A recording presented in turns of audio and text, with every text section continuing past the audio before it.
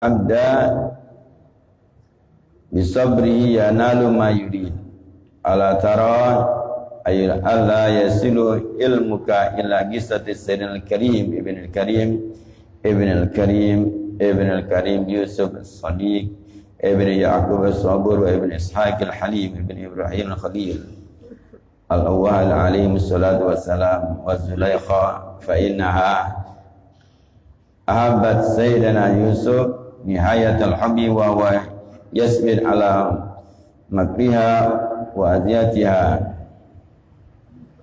Wal maqalat sabi'atu qila tuban liman kana aqlu amiran wa hawahu asiran wa wailun liman kana hawahu amiran wa aqlu asiran. Ma'asyiral aba wal ikhwan al-hadin rahimakumullah, terlebih dahulu kita bersyukur kepada Allah Subhanahu wa taala atas segala nikmat yang Allah Subhanahu wa taala berikan kepada kita hingga di pagi hari ini Allah masih memberikan kepada kita begitu banyak nikmat, terutama nikmat iman, nikmat Islam dan juga nikmat taufik dari Allah Subhanahu wa taala. Mampu kita melaksanakan sholat subuh berjamaah, berzikir, berdoa, i'tikaf, hadir di majlis ta'lim. Mudah-mudahan amal ibadah kita diterima oleh Allah, dipanjangkan umur kita dalam taat kepada Allah, diampuni segala dosa-dosa kita, dosa kedua orang tua kita, keluarga kita dan kaum muslimin, diberikan Allah taufik, diangkat bala dan musibah, dan Allah Subhanahu wa taala berikan kepada kita semua husnul khatimah fi khairin wa lutfin wa afiyah, amin ya rabbal alamin. Dan senantiasa kita bersalawat kepada junjungan kita, suri tauladan bagi kita, penunjuk jalannya kita, Nabi besar Sayyidina Muhammad sallallahu alaihi wasallam beserta keluarga dan para sahabatnya. Hadirin yang dimuliakan Allah Subhanahu wa taala, masih di dalam bab kedua di dalam kitab Nasail Ibad Al-Imam Nawawi Al-Bantani rahimahullah nafa'ana bih. Dia menyatakan ila inna syahwata tasirul muluk abidan. Sesungguhnya syahwat bisa menjadikan seorang raja menjadi hamba sahaya. Itu dikarenakan syahwat. Sehingga syahwat bisa menjadikan seorang raja hamba sahaya. Dan sebaliknya wasabru, kesabaran, yasirul abid mulukan. Kesabaran bisa menjadikan seorang hamba sahaya jadi raja. Maknanya dikatakan Imam Nawawi, fa inna man ahabba syai'an fa huwa abdu. Sesungguhnya kalau seseorang mencintai sesuatu, maka dia menjadi hambanya. Jadi ketika syahwat sudah, maka seorang raja sekalipun jadi hamba. Jadi kalau cinta kepada sesuatu jadi hamba. Cinta harta jadi hambanya harta. Makanya di dalam hadis Nabi sallallahu alaihi wasallam berkenaan dengan pengabdian, seorang itu mengabdi atau menyembah di kulli ummatin ajil wa ajlu ummati darahim badananir, atau kama qala Nabi sallallahu alaihi wasallam. Setiap umat itu ada berhalanya, dan berhala umatku adalah dinar dan dirham, duit. Berhala itu disembah, itu kan meloi syahwat, mencintai. Jadi kalau seorang sudah mencintai sesuatu, maka jadi hamba sesuatu itu. Mencintai harta jadi hambanya harta, diperbudak oleh harta. Mencintai jabatan jadi budaknya jabatan. Itulah syahwat, nafsu. Jadi apapun di dalam Dunia ni kaedahnya itu. Man ahabba syai'an fa huwa abdu. Barang siapa mencintai sesuatu maka dia jadi hambanya. Nah, jadi kalau orang nurut syahwat itulah raja sekalipun jadi hamba. Raja nak kepengen apa nurut syahwat jadi hamba, syahwat. Jadi hamba itu. Nak kepengen apa? Maka raja kepengen seorang perempuan jadi hamba perempuan itu. Itu dikanukan syahwat. Maka syahwat, hawa nafsu kita ini pasti ada. Membedakan manusia dengan hewan. Jadi berikan nafsu. Tapi kalau sudah menuruti, bahaya bagi diri kita. Makanya kita diberikan akal. Akal inilah yang harus mengendalikan nafsu. Jadi kalau misalnya syahwatnya harta, ya dengan akal. Akal diisi dengan ilmu. Harta ini sebanyak apapun ya kita tinggalkan. Maka harta ini adalah jadi beban bagi kita. Akan ditanya dua, dari mana dapatnya, ke mana diinfakkannya. Begitu juga jabatan, berapa lama menjabat. Akan dipertanggungjawabkan setiap apapun yang kita pimpin. Kulukum ra'in wa kulukum mas'ulun an ra'yati. Itu ilmunya dari Nabi sallallahu alaihi wasallam. Masuk kepada akal. Maka sahabat Nabi sallallahu alaihi wasallam tidak hirau dengan jabatan, tidak hirau dengan harta. Kenapa? Tahu akhirat kaki berat. Yang mereka menjabat terpaksa, tapi mereka jalankan dengan benar. Tidak menzolimi, karena takut di akhirat kala. Makanya bukan jadi kebanggaan. Mereka memiliki jabatan, memiliki harta bukan jadi kebanggaan. Karena ini tahu tanggung jawabnya berat.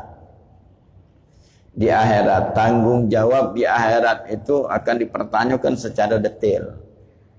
Wajar kalau Sayyidina Umar Ibn Khattab radhiyallahu ta'ala anhu arda, beliau menangis setiap malamnya. Khawatir, takut. Bahkan kadang-kadang beliau itu pingsan kalau sudah ingin urusan akhirat, pertanyaan akhirat, pingsan. Itu mereka menjadikan itu jabatan, harta adalah tanggung jawab.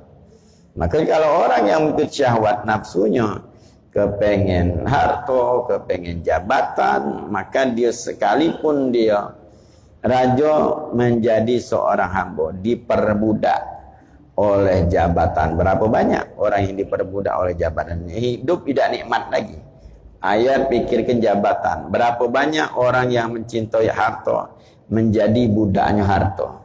Harta sudah ada milik dia, tapi dia yang berusaha menjaganya. Waktunya habis untuk mencari harta dari pagi sampai ke malam. Habis waktunya hingga nak istirahat dah katik waktu. Makan tak lemak lagi. Ada yang makan ngacang-ngacang. Tidur tak nyak. Itu diperbudak oleh harta. Kadang-kadang orang tidak sadar. Orang yang menurut syahwat ini tidak sadar bahwa dia diperbudak. Diperbudak oleh harta. Diperbudak oleh jabatan. Karena siang sampai ke malam 24 jam gawenya itu. Makanya kita ini berikan ilmu. Maka Sayyidina Ali ketika ditanya tentang yang mana lebih afdal, ilmu atau harta, jelas ilmu. Ilmu lebih afdal. Ilmu menjaga kita. Kita harta, kita yang jaga. Itu di antara alasan. Nah, makanya kita perlunya ilmu supaya kita tahu bisa mengarahkan nafsu kita kepada kebaikan. Jadi idak kita menjadi hamba. Jadi jadilah hamba Allah, sikap baik kita. Jangan jadi hamba yang lain. Maka di dalam masalah mencintai, itu cintai Allah Subhanahu wa taala. Cintai Nabi, maka kita akan menjadi hamba Allah. Kalau sudah cinta kepada yang lain, maka kita akan jadi hamba tersebut. Jadi antara cinta dengan pengabdian adalah itu sinkron. Maka yang berkenaan dengan masalah pengabdian kepada Allah itu selalu digandengkan dengan cinta. Mengikuti itu selalu dengan cinta, mengabdi kepada Allah Subhanahu wa taala. Maka kalau Nabi SAW tidak bisa dipisahkan. Hati Allah wa hati Rasul. Cinta kepada Allah pasti cinta kepada Nabi. Cinta kepada Nabi pasti cinta kepada Allah. Itu tidak akan dipisahkan. Ketika kita cinta kepada Allah, mengabdi kepada Allah. Melalui siapa? Melalui Nabi Muhammad SAW. Maka Nabi SAW senang dipanggil dengan titel Nabi Abdullah, hamba Allah. Abduhu, hambanya. Itu paling diakui Allah Subhanahu wa taala-nya Nabi sallallahu alaihi wasallam. Itu dalam peristiwa Isra Mi'rajnya Nabi Muhammad sallallahu alaihi wasallam itu jelas disebutkan hambanya. Subhanallah asra bi abdihi, dengan hambanya itu Nabi Muhammad sallallahu alaihi wasallam. Kalau Nabi sallallahu alaihi wasallam itu mencintai Allah Subhanahu wa taala, maka mencintai sesuatu pasti jadi hamba sudah. Kita nak kepengen apa? Jadi hamba itu. Oh, jadi kepengen be, bukan nak cinta mengidolakan, pengen be, tunduk kita. Kita kepengen makan gado-gado. Adi sago ke gado-gado kita. Nyari sini, nyari pas aku tu, no dak kati habis. Nyari yang lain. Coba ke rumah abang sana, nyari. Kepengen. Jadi diperbudak. Kan tak kepengen, dak kepengen. Ada payo idak so, idak sudah idak kepengen namanya. Kalau sudah kepengen nah seolah-olah diperbudak, diongkon. Gara-gara kepengen ada, pengen itu nafsu. Jadi kalau kita mencintai sesuatu, maka kita akan menjadi budaknya. Maka kalau kita juga apa yang kita inginkan, itu tanya pada diri kita. Jadi setiap langkah kita, aktivitas kita sesuai dengan apa yang kita kendaki, kita cintai. Maka cinta kepada Allah Subhanahu wa taala. Maka setiap saat mana menumbuhkan cinta kepada Allah. Jangan nikmat diantaranya. Yang pantas dicinta itu Allah. Karena Allah memberikan nikmat kepada kita begitu banyak, tidak terhingga. Bangun tidur, maka diajarkan Nabi untuk bersyukur. Alhamdulillahilladzi ahyana ba'da ma amatana wa ilaihin nusyur. Biar kita ingat bahwa Allah memberikan nikmat, dikembalikan hal-hal nikmat yang besar. Yang dari nikmat itu baru bercabang nikmat-nikmat yang lain. Nikmat zahir. Yang dikembalikan kita ni kehidupan kita. Anggota badan kita. Dihidupkan Allah lagi. Mata kita, kuping, mulut kita, tangan, kaki. Dihidupkan kembali. Pada saat kita tidur, mati. Biar ingat kita. Kita baca dengar, baca nyingok aktivitas kita. Dan ini nikmat-nikmat ini. Jangan lupa. Kita fikir masalah nikmat hanya sekadar makanan. Kita nikmat makan itu karena Allah Subhanahu wa taala memberikan lidah kita sehat. Tangan kita sehat, anggota badan kita sehat. Cuma kalau sakit, dan nafsu makan. Kita kadang-kadang lupa itu nikmat. Maka diingatkan oleh Nabi sallallahu alaihi wasallam yang aktivitas kita yang akan kita jalani di siang hari itu adalah sumbernya nikmat dari Allah. Walaupun itu juga nikmat juga dari Allah. Tapi kadang-kadang kita lupa. Karena seolah-olah kita ni usaha kita. Nyari duit seolah-olah usaha kita. Berilmu seolah-olah usaha kita. Padahal fasilitas awalnya dari Allah Subhanahu wa ta'ala.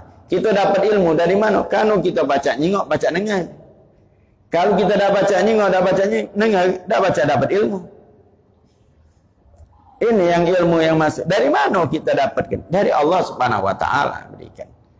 Kita makan, kita punya tenaga cari duit. Dari mana? Dari fasilitas ini. Dia ingatkan Nabi sallallahu alaihi wasallam. Fasilitas anggota badan kita biar kita baca, bergerak, berpikir seluruhnya dari Allah Subhanahu wa taala. Maka kalau sudah kita ingat Allah, cinta dengan Allah. Yang lain ini sambilan kita. Enggak, kalau sudah cinta kepada Allah, itulah kita jadi hamba Allah Subhanahu wa taala. Bagaimana hamba Allah Subhanahu wa taala? Tunduk kepada Allah. Kita beraktivitas sehingga ini larangan Allah, jauhi. Ini kewajiban, cepat-cepat tunaikan. Ini sunnah, keutamaan bagi kita untuk melaksanakannya. Itu yang kita lakukan setiap hari. Jadi cintai Allah Subhanahu wa taala. Jadi nafsu kita, syahwat kita, keinginannya hanya kepada Allah Subhanahu wa taala. Jadi seorang raja akan menjadi hamba dengan syahwatnya, keinginannya. Jadi kalau mencintai sesuatu pasti jadi hambanya. Maka cintailah Allah, cintai Nabi Muhammad sallallahu alaihi wasallam, karena Nabi Muhammad sallallahu alaihi wasallam orang yang paling mengabdikan diri kepada Allah Subhanahu wa taala. Jadi kita nak pengen jadi hamba Allah. Kemudian Imam Nawawi nyatakan wasabr dan kesabaran. Ini kebalikannya syahwat ya dengan sabar lawannya di dalam aktivitas. Yasirul abid mulukan. Kesabaran menjadikan seorang hamba jadi raja. Karena kesabaran. Jadi kalau kita sabar, kuatkan kesabaran kita. Jadi raja kita. Jadi kalau masalah keinginan kita ya sabar. Ada payu, tidak sudah. Kalau kita tidak ada sabar, maka zaman sekarang ni kesabarannya sudah menipis. Apa yang kurang di kalangan kita, kalangan manusia? Kesabaran. Orang melakukan maksiat karena tidak sabar. Permasalahan-permasalahan yang ada, kalau diteliti orang, kami tidak sabar. Apalagi kita nak kepengen cepat. Kawin nak kepengen cepat, gagal-gagal nak kepengen cepat. Sabar intinya. Jadi kalau kita sabar, sabar itu sabar dalam taat, sabar dalam meninggalkan maksiat, sabar di dalam itu musibah, itu sabar. Makanya solat di antaranya solat itu. Solat itu mendidik kita, di antaranya ada kesabaran di dalam solat. Memang sabar, ini jengok kita kadang-kadang solat itu tidak sabar. Tidak sabar model mana? Ketika kita jadi makmum. Ketika kita jadi makmum, berusaha sabar. Jangan nulu imam, jangan barengi imam. Itu kadang-kadang tidak sabar. Salat itu ketika imam takbir, Allahu Akbar, baru kita takbir. Allahu Akbar. Ini kalau takbiratul ihram, itu tidak sabar di dalamnya, membarengi imam tidak sah salatnya. Belum kelar imam takbir lah takbir duluan. Itu tak sah.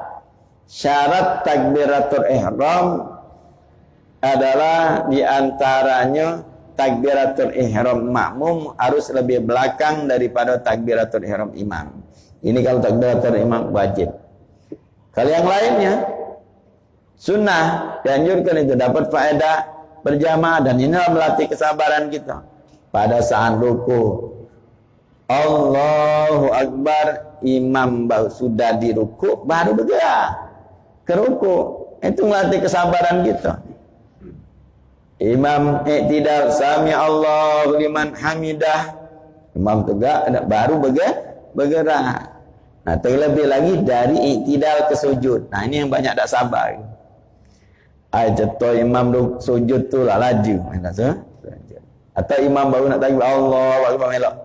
Ini tengok, kebanyakan kita kurang sabar di dalam sujud ketika kita jadi makmum. Sabar dulu, tunggu imam sudah sujud. Masa tegak, imam habis takbirnya baru kita bergerak. Allahu Akbar, habis sujud, baru makmum Allahu Akbar. Nah itu latih kita untuk sabar. Dan itu memang hukumnya. Sunnah demikian. Ya kita sabar, dan kalau sabar tidak salah kita. Apalagi misal pada saat imam membaca Al-Quran ada sujud tilawah. Sujud tilawah. Ketika kita sabar tadi, walaupun kita tidak ada tahu, imam takbir Allah, kita masih tegak. Nah, sujud imam berarti sujud tilawah. Kan sujud tilawah itu perlu niat dari awal. Allah sujud tilawah. Itu caranya. Kalau kita melok itu tadi, yang tidak sabar tadi, melok ya Allah Akbar, dia rukuk, rukuk. Imam sujud, dia pelokkan langsung sujud, tak sah solatnya. Karena dia tu niat dia pertama tu untuk rukuk bukan untuk sujud. Maka banyak kadang-kadang itu kita tengok imam sujud, baru melok padahal yang mestinya ketika pada saat itu dia salah, dia tegak lagi dulu. Karena dia nunduknya tadi untuk rukuk, bukan untuk sujud. Dia harus dari tegak dulu sujud. Jadi sujud tilawah itu niatnya dari tegak. Dari tegak, niat memang keinginan untuk sujud tilawah. Nah, terutama kita solat di sini, baca Quran terus. Kadang-kadang mungkin tidak dengar ingatan dari imam. Rakaat pertama sujud tilawah, atau rakaat kedua sujud tilawah. Tidak dengar gitu. Ayat berkelakar. Akhirnya ketika solat itu yang tidak sabarkan lagi pula. Imam mungkin Allah, imam sujud dia. Kadang-kadang sudah rukuk, nonyok sujud kalau turun ke langsung sujud, tidak sah. Makanya perlu sabar. Selesaikan imam, posisinya baru makmum bergerak. Nah itu kalau kita sekarang ini, makanya kondisinya tidak sabar tadi banyak. Kadang-kadang yang ngerti juga ketika nyengok pengaruh kanan kiri sudah melok bergerak juga. Tunggukan imam sujud, pas sujudnya baru sujud.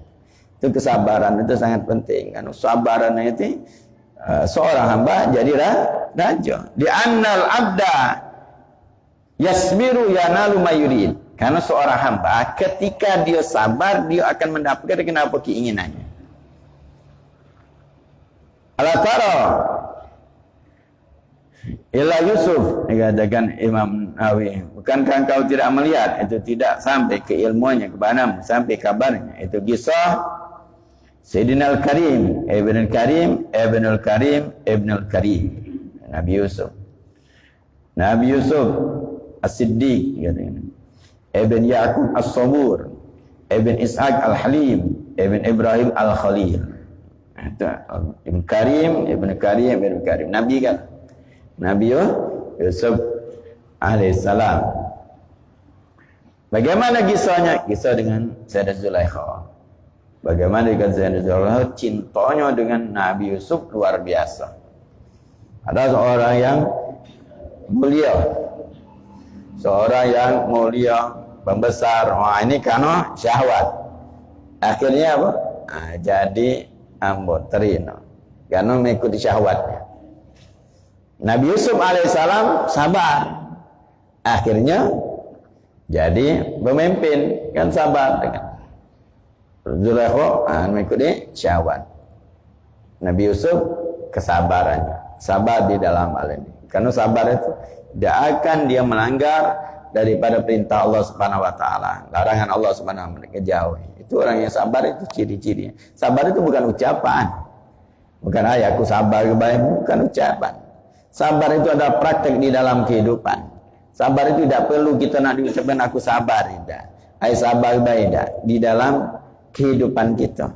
Kita ini berusaha untuk sabar. Berusaha untuk sabar. Kan sabar nikmat akan menjadi raja. Keinginan kita akan kita dapatkan. Wasta'in bis sabri was shalah. Minta tolong kepada Allah dengan sabar. Maka sifat sabar ini sangat diperlukan. Terutama kita di akhir zaman ini. Dua sifat yang harus kita perhatikan. Sabar dan bersyukur. Ini sifat orang mukmin. Jangan sampai hilang. Kalau hilang, menipis lah kita kadang menipis. Makanya keimanan kita tipis. Ini sifat orang mukmin.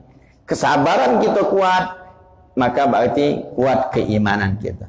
Rasa syukur kita tinggi, hebat kita. Keimanan kita kuat. Jadi kalau wong itu punya dua hal ini istimewa, keadaan apapun ringan.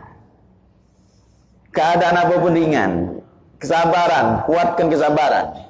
Kuatkan rasa syukur.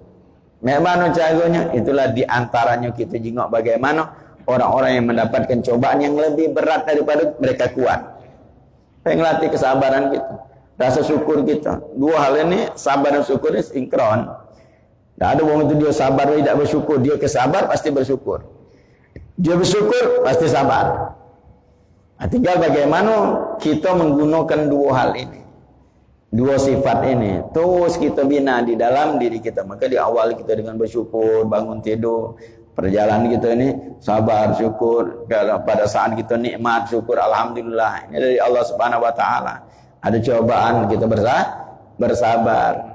Tapi kalau orang yang paham tentang nikmat Islam, kata Imam Haddad, kalau orang tahu tentang hakikat Islam, maka dia akan bersyukur walaupun hidupnya susah. Kalau tahu nikmat yang terbesar ini, nikmat Islam ada pada diri kita, bukan sibuk bersabar, tapi sibuk kita bersyukur karena nikmat yang besar diberikan Allah Subhanahu wa taala kepada kita. Nikmat ini nikmat Islam. Jadi selagi masih kita nikmat Islam ada pada diri kita, sibukkan kita bersyukur pada Allah Subhanahu wa taala. Maka dikatakan Nabi Yusuf alaihissalam tengok bagaimana cobaannya. Dari keluarga dari dulu bagaimana keadaan hingga akhirnya beliau menjadi pemimpin karena sabar. Sabar ini akan menjadikan seorang hamba jadi raja. Dan itu dari zaman ke zaman itulah. Jadi orang-orang yang itu sekarang sabar. Apa baik urusannya? Kesabaran ini sangat penting. Kesabaran akan membuat kita mendapatkan apa yang kita inginkan. Jadi ini kaidah li annal abda bisabri yanalu mayurid. Jadi ini dua kaidah Imam Nawawi menyatakan, ingat bahwa seseorang itu kalau dia sabar, dia akan mendapatkan apa yang dia inginkan. Maka kalau kita ada hajat apa yang kita minta pada Allah, sabar. Kalau salah kita ceritakan dengan bohong. Nah, itu menunjukkan kesabaran kita, menahan itu tidak cerita kesabaran kita. Sabar akan tidak mendapatkan apa yang kita inginkan. Makanya kalau kita ingat orang yang dia sukses di dalam kehidupannya dunia dan akhiratnya, itu inti adalah sabar. Maka para solihin juga sabarnya luar biasa, mereka ibadah, itu kesabaran dalam ibadah kita sahaja. Syekh Abu Bakar bin Salim, bagaimana dia ibadahnya, sabarnya. Kadang-kadang orang tengok pada saat sudah sukses baik, sudah jadi hebat, jadi alim, jadi aulia, ada karamah. Tak tengok di bidayahnya, pertamanya bagaimana kesabaran dalam ibadah. Itulah mereka para solihin.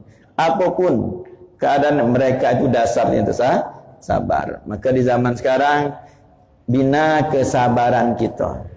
Jadi kita ukur tak usahlah mungkin kita nak jauh-jauh. Kita mikirkan kehidupan para sahabat. Wong tua kita dulu baik juga. Bagaimana kehidupannya? Sabarnya luar biasa. Keadaan yang mungkin kita mikirnya mungkin kita tak sanggup hidup di zaman misalnya belum ada listrik, mana dulu. Tapi mereka kuat, sabarnya luar biasa. Kalau kita mungkin tak sanggup, kita listrik mati semalam 2 malam, dalam untuknya panjang. Dulu memang ada listrik, dah kata banyak. Untuknya panjang kita. Jangan berarti beda level kita ni kesabaran kita jauh. Maka kalau kita ni, ya Allah, dulu tak gati. Sabar luar biasa, kuat luar biasa. Listrik tak gati. Banyu sawah. Banyu pasang, dianggap kenian. Sekarang ini kalau banyu pasang, sedih mungkin. Banyu pasang ini kalau hujan agak banjir.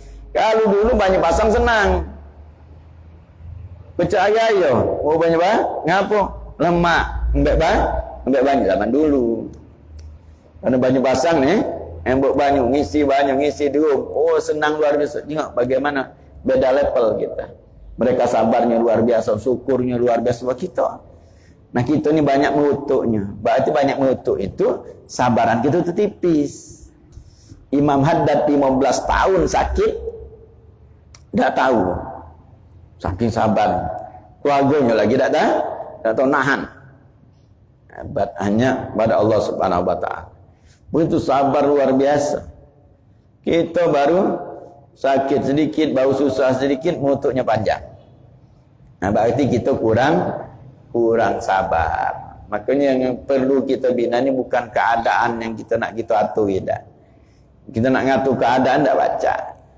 Nak ngatur alam ini biar nyaman untuk kita, tidak baca. Nak ngatur wong biar wong itu baik kalau kita tak baca. Yang baca kita tu diri kita. Kalau kita sabar, kita kuat, tenang.